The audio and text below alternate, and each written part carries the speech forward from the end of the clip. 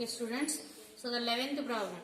Sum of 300 rupees is to be given in the form of 63 prizes. If the prize money is either 100 rupees or 25 rupees, then find the number of prizes of each type. So 300 rupees prize distribution జరగాలి. అందులో 100 rupees ప్రైజ్లు 25 rupees ప్రైజ్లు ఉంటాయి. So amount ఏమో total 3000 rupees అంటే number of prices ఏమో 63. So అయితే 100 rupees prizes ఎన్ని, 25 రూపీస్ ప్రైజెస్ ఎన్ని అనేది మనం ఫైండ్ అవుట్ చేయాలి. Okay, so the total amount is 3000 rupees and total number of prices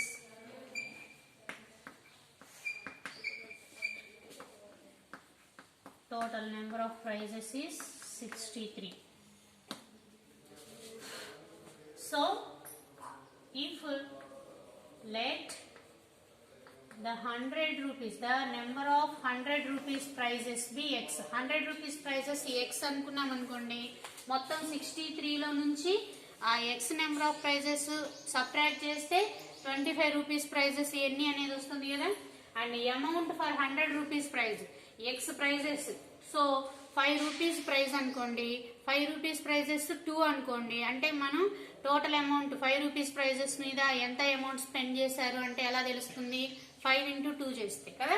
so అలాగే number of 100 rupees prizes X అనుకున్నాం అనుకోండి, so amount spent on 100 rupees prizes is 100 into X అవుతుంది. So let the number of 100 rupees prizes, 100 rupees prizes ని X అనుకున్నాం. So అప్పుడు number of 25 rupees prizes ఏమవుతుంది, 25 rupees prizes ఏమవుతుంది, total 63 prizes లో నుంచి 100 రూపీస్ ప్రైజెస్ సబ్ట్రాక్ట్ చేస్తే కదా 25 రూపీస్ ప్రైజెస్ వచ్చేది.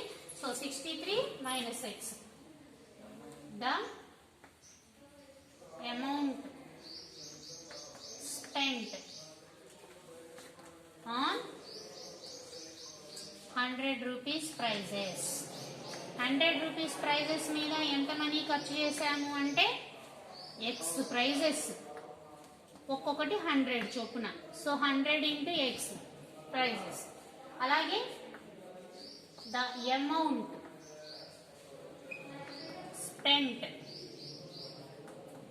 On 25 rupees prizes. 25 rupees prizes ఎన్ని, 63 minus ఎక్స్, ఒక్కొక్క ప్రైజ్ ఎంత 25, సో 25 into 63 minus ఎక్స్.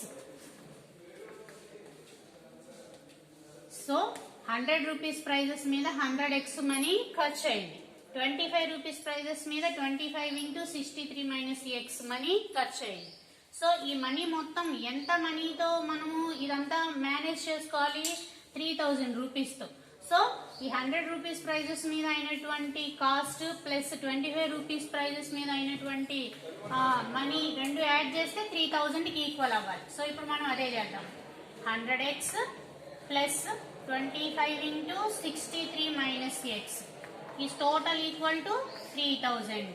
ఓకేనా. సో 3000 రూపీస్ లో మనము ఇన్ని 100 రూపీస్ ప్రైజ్లు కొనాలి, అలాగే ఇన్ని 25 రూపీస్ ప్రైజెస్లు కొనాలి. సో దీన్ని సాల్వ్ చేస్తే మన ఎక్స్ వాల్యూ తెలుస్తుంది. ఎక్స్ వాల్యూ తెలిస్తే 100 రూపీస్ ప్రైజ్లన్నీ 25 రూపీస్ ప్రైజ్లన్నీ తెలుస్తుంది. సో 100x ప్లస్ 25 into 63 పక్కన మల్టిప్లై చేసి ఆన్సర్ అయ్యింది. Okay, so 25 3 75, 25 6 150, 150 plus 7 157. Okay, 1575. 25 into minus x minus 25x is equal to 3000 rupees. So next 100 minus 25, 100 minus 25 అంటే 75x. ఈ 1575 ఈ నెంబర్ ని మనము రైట్ సైడ్ తీసుకెళ్ళాం అనుకోండి, 3000 minus 1575 అవుతుంది. సో 3000 minus 1575, 1575 subtraction చేయండి, 10 minus 5 5, బారోయింగ్ పోతే 9, 9 minus 7 2, ఇక్కడ కూడా బారోయింగ్ పోతే 9, 9 minus 5 4, బారోయింగ్ పోతే 2 ఉంటుంది, 2 minus 1 1, so 1425. 75x equal to 1425. Then x equal to 1425 divided by 75. So ఇక్కడ మల్టిప్లికేషన్ లో 75 వస్తే డివిజన్ కదా, by 75. సో డైరెక్ట్ గా మనం 25 తో క్యాన్సిల్ చేసి చూడండి, 25 3s are. నెక్స్ట్ ఇక్కడ వచ్చేసరికి 25 4s are 100, 42 ఉంటుంది, 425 ఉంటుంది. సో మీకు అలా కష్టం అనిపిస్తే 5 తో చేసుకోండి చిన్నగా ఒక్కో స్టెప్. 5 1s 5 ఎంత 2, 25 5 5s are. నెక్స్ట్ ఇక్కడ కూడా 5 2s 10, 4 42, 5 8s are 42, 25 5 5s are 25. Again మళ్ళీ 5 తో డివిజన్ పాసిబుల్ అవుతుంది కదా. సో ఇలా క్యాన్సిలేషన్స్ చేయాలంటే ఈజీగా మనకి డివిజిబిలిటీ రూల్స్ బాగా వచ్చి ఉండాలి. సో 15 టేబుల్ తో చూడండి, డైరెక్ట్ గా 15 1s are 15. సో ఎంత మిగులుతుంది 135. ఎంత 15 5s 15 6 15 9s are. Okay, so 19. X value ఎంత వచ్చింది మనకి 19. సో ఎక్స్ అంటే ఏంటి, number of 100 rupees prizes. So 100 rupees prizes 19. 100 rupees కి 19 అయితే 25 రూపీస్ ఏమవుతాయి 63 minus 9. సో ఫైనల్ కన్క్లూజన్ అది రాయాలి మనం. సో చూడండి, therefore number of 100 rupees prizes, number of 100 rupees prizes equal to 19. And then number of 25 rupees prizes, 25 rupees prizes is ఎంత 25 rupees prizes 63 minus x అన్నాం కదా, అంటే 63 minus 19. సో ఎంత అవుతాయి 4 44. Okay, so 100 rupees prizes 19, 25 rupees prizes 44 కొంటే 3000 rupees కి equal అవుతాయి అన్నమాట. సో ఇది 11th problem. Okay, next 12th problem. A number is divided into 2 parts such that one part is 10 more than the other. ఒక number ని 2 parts అంటే రెండుగా divide చేశారు, 2 నెంబర్స్ గా సపరేట్ చేస్తే 1 part is 10 more than the other. ఒక number రెండో number కన్నా 10 ఎక్కువ ఉంది అంటే ఒకటి 2 అయితే ఇంకొకటి 10 ఎక్కువ అంటే 12 అలాగా.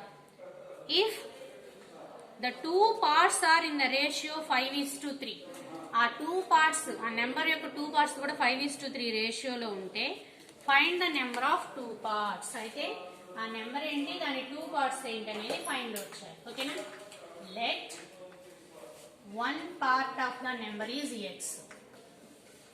One part of the number be x. ఒకటి x అనుకుంటే సెకండ్ పార్ట్ ఏమవుతుంది 10 ఎక్కువ అన్నారు కదా, x plus 7. So the second part of the number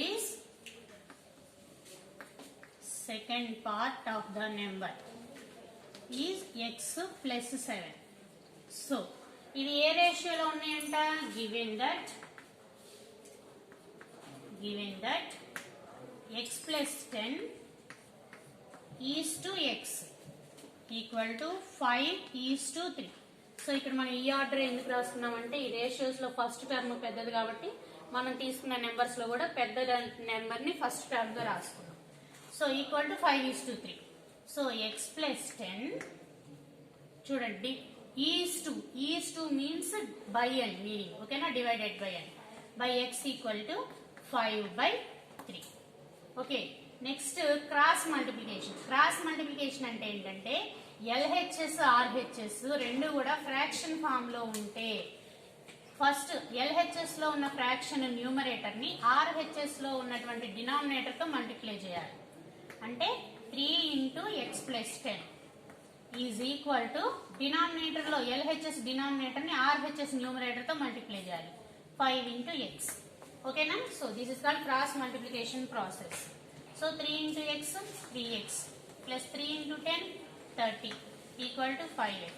next 5x పెద్ద నెంబర్ కదా, సో 5x వైపే 3x తీసుకెళ్దాం, minus 3x equal to 30. 5 minus 3 is 2x.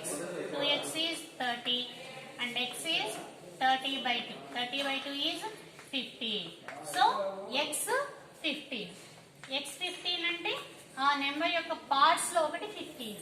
So second part ఏమవుతుంది, x ప్లస్ 10 అంటే 10 ప్లస్ 15 అనేది 25.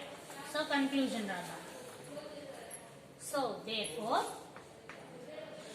the first part of the number, the first part of the number, first part of the number ఎంత అనుకున్నాం మనము, x అనుకున్నాం. x అంటే ఎంత, 50. And the second part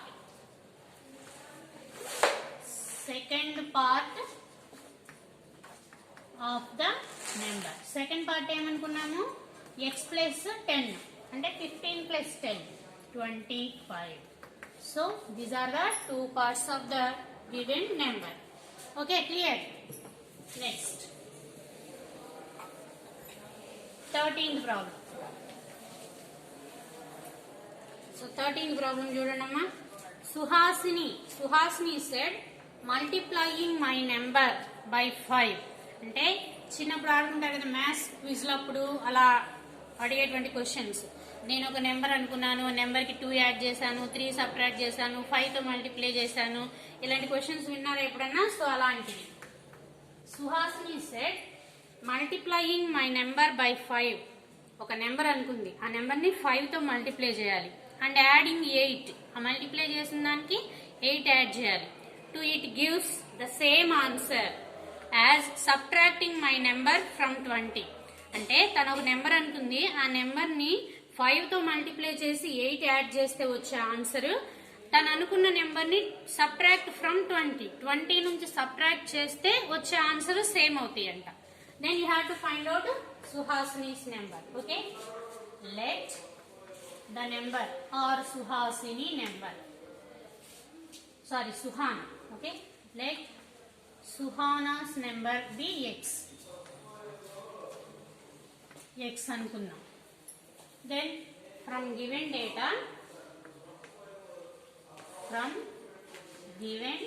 data అంటే ప్రాబ్లంలో ఇచ్చిన ఇన్ఫర్మేషన్ ప్రకారం మల్టిప్లై ద నెంబర్ బై 5 అంటే 5తో మల్టిప్లై చేసి అండ్ యాడింగ్ 8 యాడ్ చేస్తే వచ్చే ఆన్సర్ దేనికి ఈక్వల్ అవుతుందంట, సబ్ట్రాక్టింగ్ మై నెంబర్ ఫ్రమ్ 20 నుంచి నెంబర్ సబ్ట్రాక్ట్ చేసిన దానికి ఈక్వల్ అవుతుంది. సో దీన్ని బట్టి మనము నెంబర్ ఫైండ్ అవుట్ చేయాలి. సో మైనస్ ఎక్స్ ఎల్హెచ్ఎస్ వైపు తీసుకొచ్చామనుకోండి ప్లస్ ఎక్స్ అవుతుంది.